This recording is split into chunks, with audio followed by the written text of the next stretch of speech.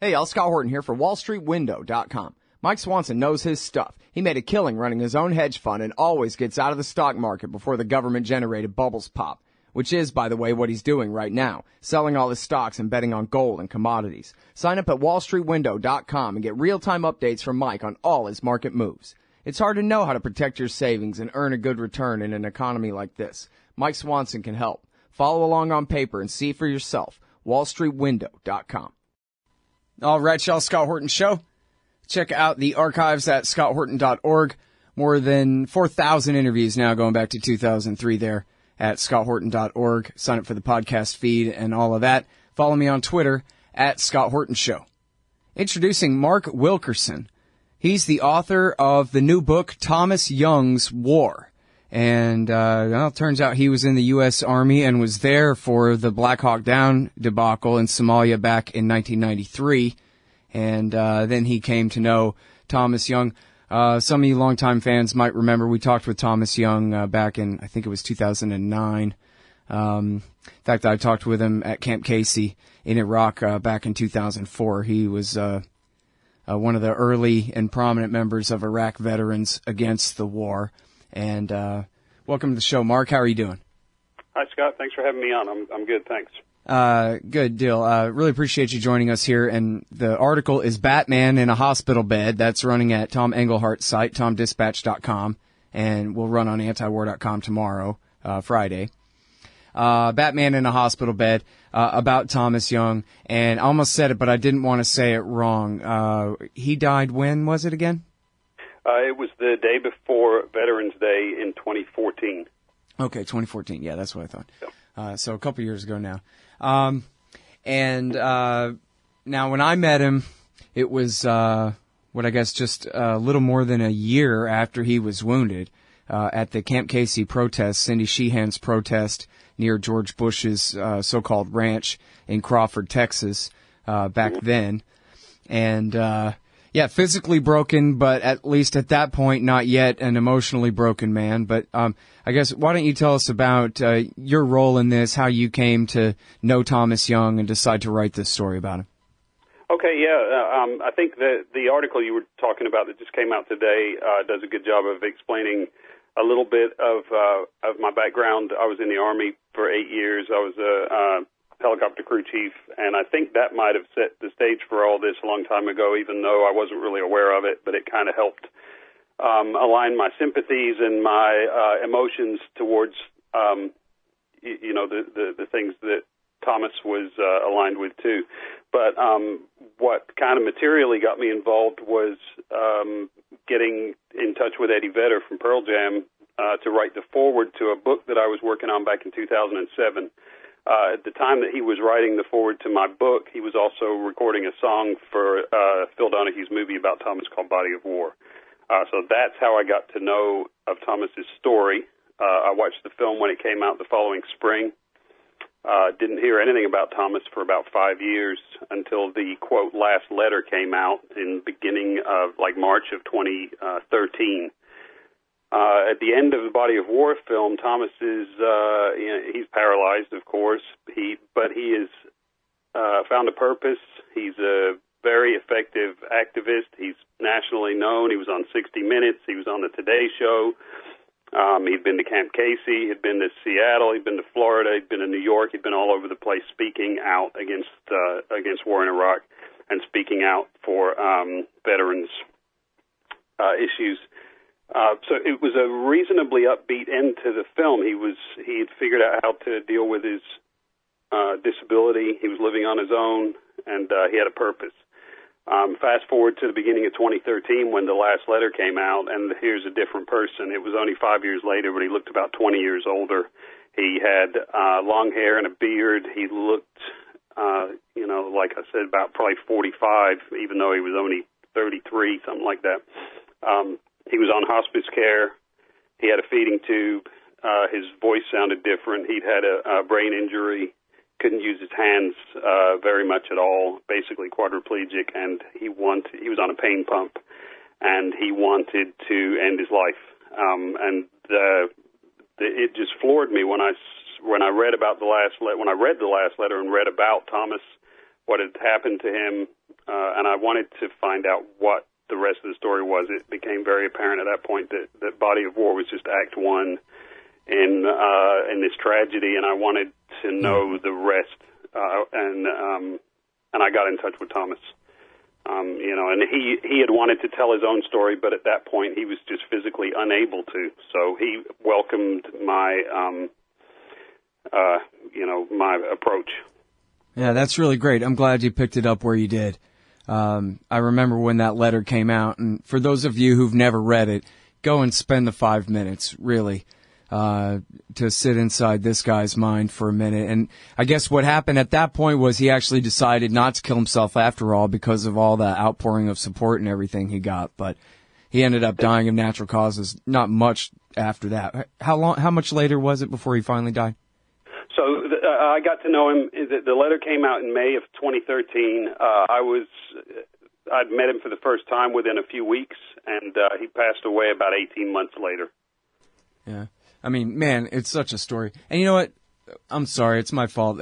We kind of skipped it. We should talk about how he got wounded and what really happened and how he ended up joining the Army, all this stuff, too.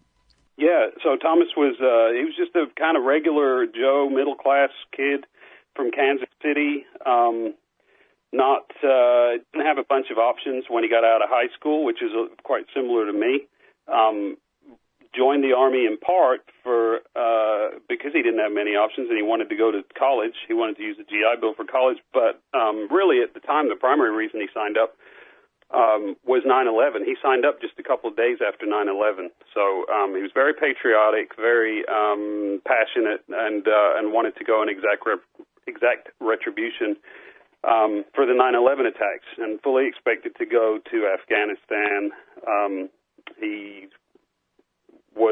He spent about a year at Fort Hood before he shipped out. Actually, a couple of years at Fort Hood before he shipped out. And during the time that he was at Fort Hood, the Bush doctrine became apparent. The preemptive war doctrine against the axis of evil, of which Iraq was like the nucleus.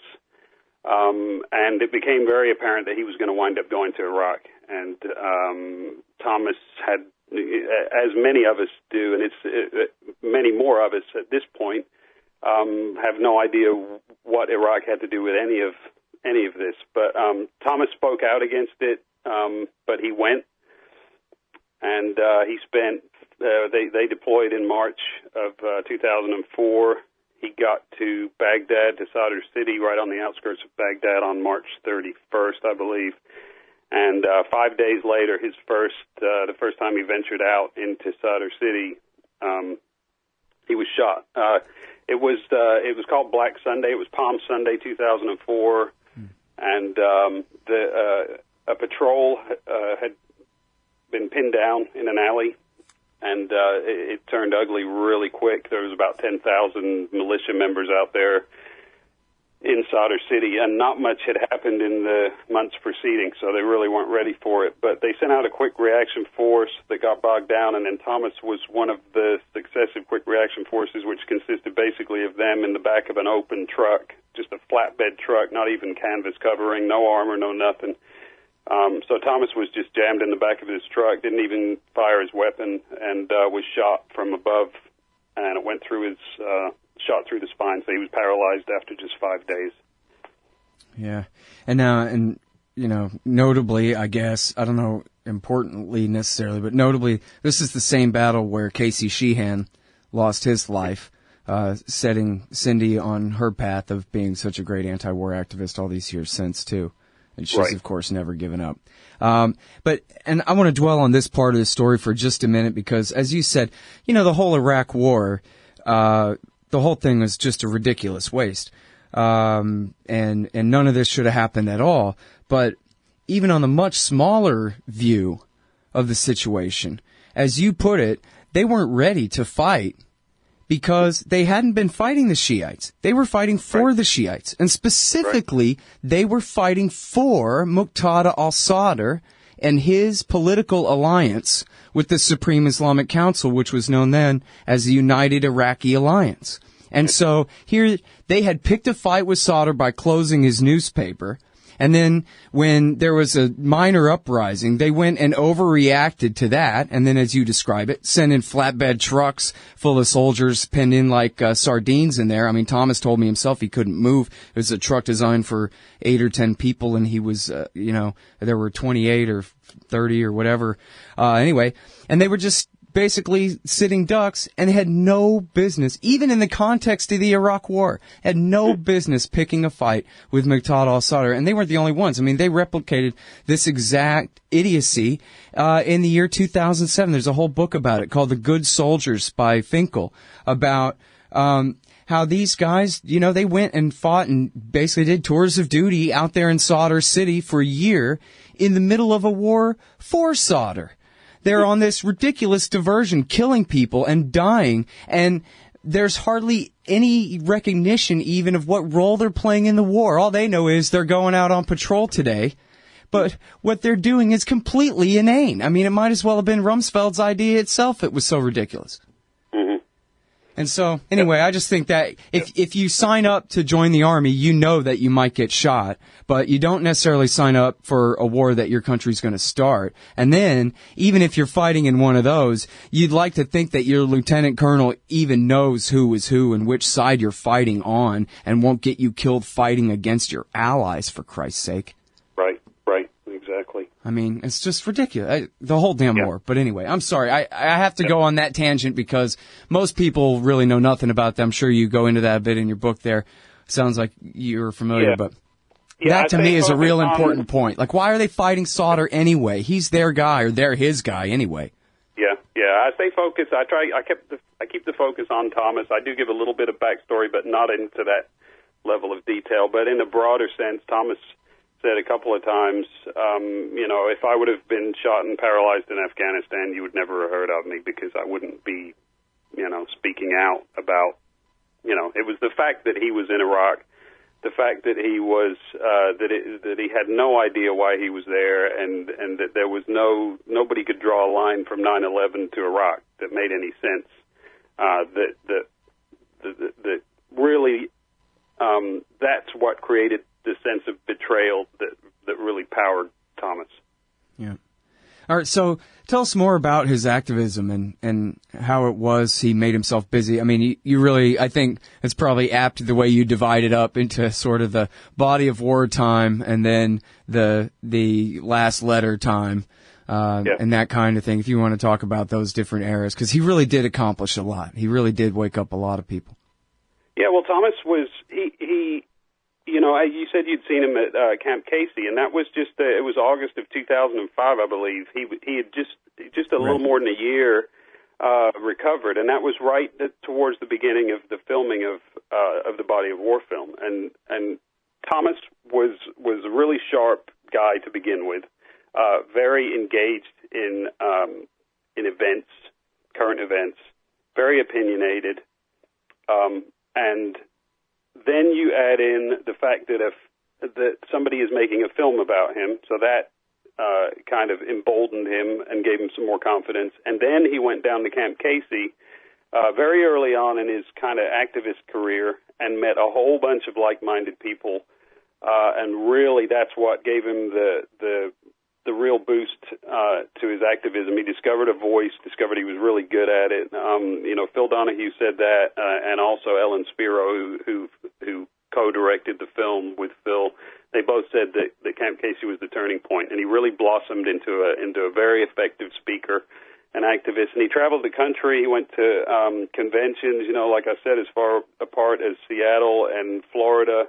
He went to Lollapalooza in Chicago and talked on behalf of Iraq Veterans Against the War. He was on their board for a time.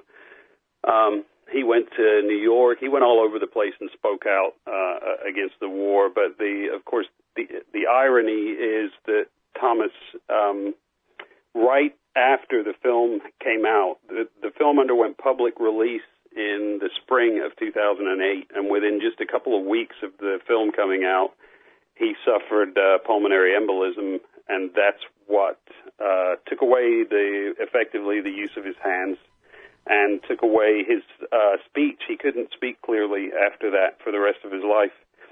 And it began a whole avalanche of just horrible health complications that ultimately led to his death. But so the film captures the kind of blossoming of his activism career, but it also really pretty much captured the end of it too, because right after the film came out, it was over as far, well, we thought it was, and then 2013 comes around, and somehow this kid who's on a hospital bed under hospice care on a pain pump with a colostomy bag and all this other stuff somehow spits out this letter that gets global attention, you know. So that's one of the things that blew me away about Thomas. He just he overcame so much, and he was able to still make a lot of noise despite all this physical stuff that he had going on. Yeah, it's a real sad thing. I guess really anytime somebody dies and it's at least half a relief, that kind of is an extra tragedy there. But, you know, I'm really glad that he didn't actually commit suicide the way that he had planned when he did plan it. I mean, if I remember right, God, I hope I'm not screwing this up, but that was what the last letter said, right? Was he was going to go ahead and end it. But he was going to end his life. It was a letter addressed to Cheney and Bush to kind of air his grievances about the war. But it also said, you know, he called it his last letter. He said he was going to end his life. His wedding anniversary was April the 20th. And he wanted to have, and that was his first wedding anniversary, April 20th, 2013. And he wanted to celebrate that, and then after that he was going to stop taking nutrition through his feeding tube. But I think the support that he got after the letter came out really took him by surprise, and it gave him a boost. And the time that he got to spend with Claudia, his wife, he enjoyed that. And I think he for a time there, he was able to manage the chronic pain that he was in. That was kind of a roller coaster. But there was a time there after that last letter came out where I think things stabilized for a little while. But it was. It was quite the first time I met him was right after the last letter came out, and things really brightened up that summer and fall. So it was encouraging to see, and it really just took me by surprise when I got the news from his brother that he had passed away in November of the following year. So. And I'm sorry, I think you may have said at the beginning, but what was it that he actually finally died of? Well, the official cause is, and I have no medical background at all, so I'm not going to be able to use whatever words they use, but just because I can't remember them. But it was a combination of these just very, very heavy drugs that he was on. At the time that he died, he was on a combination of methadone and morphine. Two really, really heavy-duty drugs, and he was also taking probably 20 or so other drugs for a whole variety of ailments, and some drugs were to counter the side effects of the other drugs. So it was just a toxicity created from all that crap in his system, you know. Yeah. So it was. It was just, I mean, it was over 10 years of paralysis and over 7 years or 6 years of basically being a quadriplegic, and 3 or 4 years of having a colostomy and just all these tubes and just, horrible physical condition and just a ton of drugs being pumped through his system, and his system just gave up. Yeah. And not exactly natural causes, but unavoidable synthetic ones, right? I mean, what was he going to do? He had to take his pills, and you could see how his body just wouldn't be able to withstand that for too long. But yeah, and I talked to Claudia, his wife, a few days after he died, and on the phone, and she was trying to figure out how to pay for him to be cremated because the VA wouldn't pay until it was determined that his death was, quote, service-connected. Like normal people just die of, that just die when they're 34 years old, which just, amazed me. Well, did they get that solved? They got that solved, right? Yeah, but she had to lean on a celebrity friend to take care of the cremation. Oh, that's a nice little end note to the story. The government's attitude towards him till the end. Yeah, you know, not just at the end, but to the bitter end there. All right. Well, listen, I'm sorry I didn't have a chance to read the book, Mark, but I really appreciate that you wrote the thing. It's obviously a tremendously important story of a real American hero. I mean, as you said, this kid, he saved a lot of lives. Kids' lives is what I meant to say. This man saved a lot of kids' lives going around and doing the activism he did in the time that he had to do it. And, this letter that he wrote will be world famous forever, so. And the thing is, some of the thing that really amazed me about Thomas all the way through the time I knew him, which wasn't that long, it was less than 2 years, and the time that I knew him, he was under hospice care the whole time, taking Dilaudid for a while, which is a really heavy-duty drug, and then switching over to methadone and morphine. He was in a fog of these really heavy drugs the whole time I knew him, and somehow through all of that, his character and his sense of humor and everything still shone through. He still was super sharp. He was smart. He was sarcastic. He was funny, and he really felt very strongly that he needed to share his story and that he had to be brutally honest. He was still a complete person with a great sense of humor and character, like I said, and that just blew me away considering everything that was going on with him. But it's a pretty incredible story, just of what happened to him, the effect it had on his family, how he fell in love with his wife, and some of the help he got along the way with Phil Donahue and some of the other celebrities that became good friends with him, some of the experiences he had, and just the overall message that this is what happens when we send people off to war. People come back like this, and we don't. The war doesn't end when the soldier leaves the battlefield. For Thomas, that's why I called it Tomas Young's War. He was only in Iraq, after he was only there for 5 days, basically. He fought. His war was more than 10 years back here. Yeah. With really not many people paying attention to him. So. Yeah. Well, it is really important, I think, as you say there, as you emphasize that even though it's a tragedy that he died, it really is good that he was on an upswing, that he was, he wasn't as despondent and broken as he had been at the time of the letter. That he was kind of doing all right and got to have, some good last days if they had to be his last days, right? Yeah, it was a roller coaster for sure, but he was still very funny. Loved talking about music and video games, and he was just a regular guy, just like the rest of us. And hopefully I captured that too. Yeah. Well, I think you did a good job capturing it here on the show today. I'm sure the book is much better than that. Thank you very much for your time. I really appreciate it, Mark. Yeah, no problem. Anytime. Thank you. All right, y'all. That is Mark Wilkerson, himself a veteran of the U.S. Army.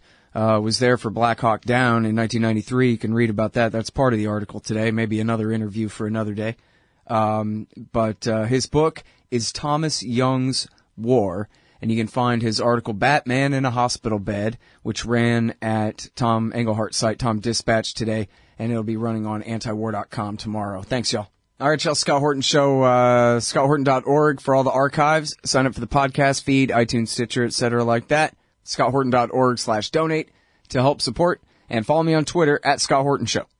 You hate government, one of them libertarian types, or maybe you just can't stand the president, gun grabbers, or warmongers. Me too. That's why I invented LibertyStickers.com. Well, Rick owns it now, and I didn't make up all of them, but still, if you're driving around and want to tell everyone else how wrong their politics are, there's only one place to go. LibertyStickers.com has got your bumper covered. Left, right, libertarian, empire, police, state, founders quote, central banking. Yes, bumper stickers about central banking. Lots of them. And, well, everything that matters. LibertyStickers.com. Everyone else's stickers suck. President John F. Kennedy was assassinated more than 50 years ago. Questions still persist to this day. Why did the Secret Service threaten deadly force against the Dallas Medical Examiner? Why did a Navy official testify that the official autopsy photographs were not the ones she developed during the weekend of the assassination? Explore these questions and more in Jacob Hornberger's best-selling ebook, The Kennedy Autopsy, published by the Future of Freedom Foundation. Buy it today for only $2.99 on Amazon.com. The Kennedy Autopsy by Jacob Hornberger. Hey, all, Scott here. On average, how much do you think these interviews are worth to you? Of course, I've never charged for my archives in a dozen years of doing this, and I'm not about to start. But at patreon.com/Scott Horton Show, you can name your own price to help support and make sure there's still new interviews to give away. So what do you think? 2 bits? $1.50? There are usually about 80 interviews per month, I guess, so take that into account. You can also cap the amount you'd be willing to spend in case things get out of hand around here. That's patreon.com/Scott Horton Show. And thanks, y'all.